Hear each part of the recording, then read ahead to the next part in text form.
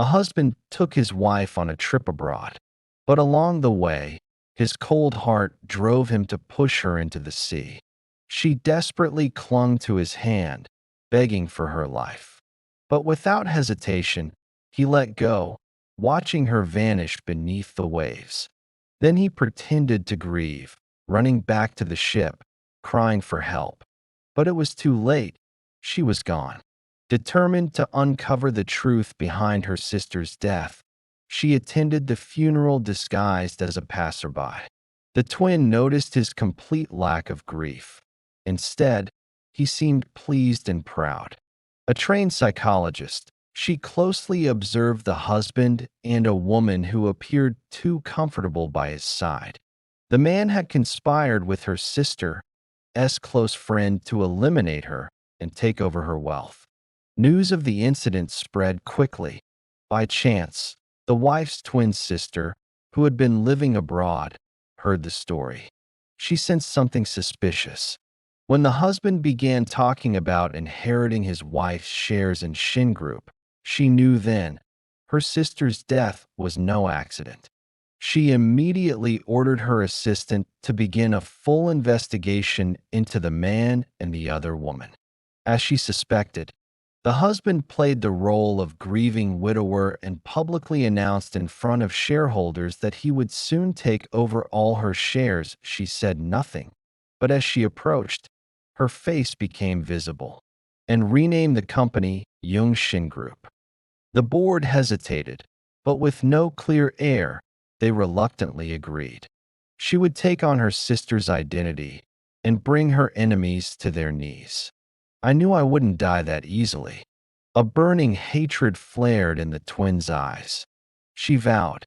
He didn't believe in ghosts, and he knew the woman he pushed into the sea couldn't have survived.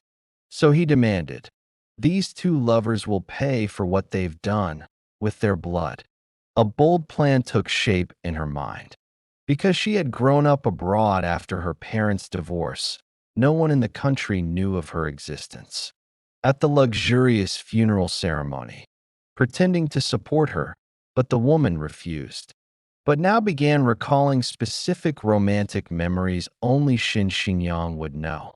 Then, the impossible happened. "Now I've returned. Why are you unhappy?"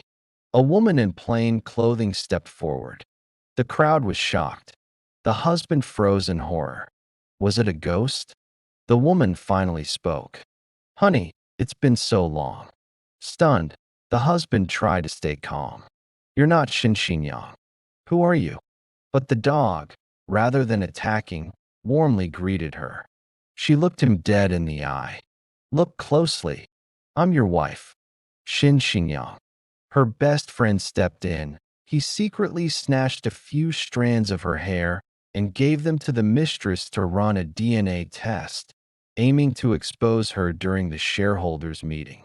"How can we trust you?" But now, the rightful CEO has returned. I, Shin Xinyang, am back. You cried at my grave. The husband became unnerved. You, the arrogant mistress, the cruel mother-in-law, the heartless sister-in-law. All of you will pay. He knew something was off. He claimed to have washed up on shore with memory loss. Now she was back to take what was hers. The shareholders started to believe this woman might truly be the real Shin Xinyang. The husband, realizing his plan was failing, pretended to surrender and suggested they go home together. She agreed, calmly. "Yes, let's go home." The room held its breath. Back at the house, the husband sent their vicious black dog, Hybe, to attack her, a test. The lovers were shocked. Only the real Shin Xinyang could have tamed that beast. She responded, and his ceremonial family ring, engraved with the company crest. "Even Hybe missed me. He knows his master." Then, with sharp words and searing confidence, she exposed them. "You, the cold-hearted husband. That's why he set this protocol in place. Only I knew the code, and only I have his ring." She had survived death itself. That proves nothing. Anyone could have found that code. I have the DNA test. It's coming today. She's an imposter. While the husband pretended to be caring. The next day, she arrived and boldly declared, "Thank you, Mr. Lee, for holding the CEO position in my absence." The board demanded proof. "The real Shin Shinyang died 7 days ago," one said.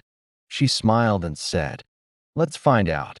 She walked to a secure box, one that only the original chairman and Shin Shinyang could open. "She is Shin Shinyang. If I can open this box, I'll prove who I am." She bribed the lab. "Don't listen to this. I had his calls traced, bank transfers tracked. The evidence is overwhelming. Were you?" She placed her fingers on the keypad. Beep, beep, beep, click. Corporate fraud and obstruction of justice.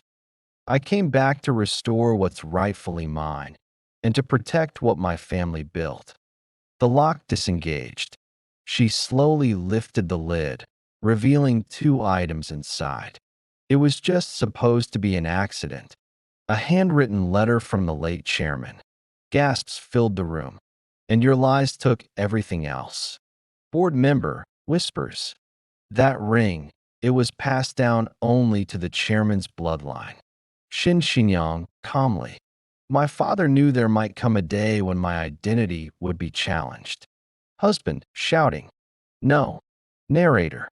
But just then, her assistant entered the room, holding a folder. Assistant. "We received the DNA report early." She handed it to the board. Board member, reading. "This DNA is a 99.99% match to the late chairman's lineage." The husband's face turned white. Husband, panicking. She faked it. Shin Shinyang, cutting him off. "You weren't planning to listen to the results if they weren't in your favor." Shin Shinyang, to the board. "Everything he did is documented." She snapped her fingers. 2 plainclothes detectives entered the room, badges in hand. "Detective, Mr. Lee, you're under arrest for conspiracy to commit murder." Husband, lunging. "No, I built this company. She was dead." Detective, restraining him. "And yet she's here, alive, and you're finished." Mistress, crying out. "We didn't mean to hurt her." Shin Shinyang, staring coldly. "Your accident almost took my life." Narrator. As the two were dragged away, silence returned to the room. But something had shifted. Board member. "We were deceived. But today, the truth returned." Shin Shinyang stepped forward to the head seat, her father's chair. Shin Shinyang. "I didn't come back for revenge." Narrator. She had walked through death, been buried by betrayal. But Shin Shinyang rose again, not just as a survivor, but as a queen. Shin Shinyang. "This is just the beginning."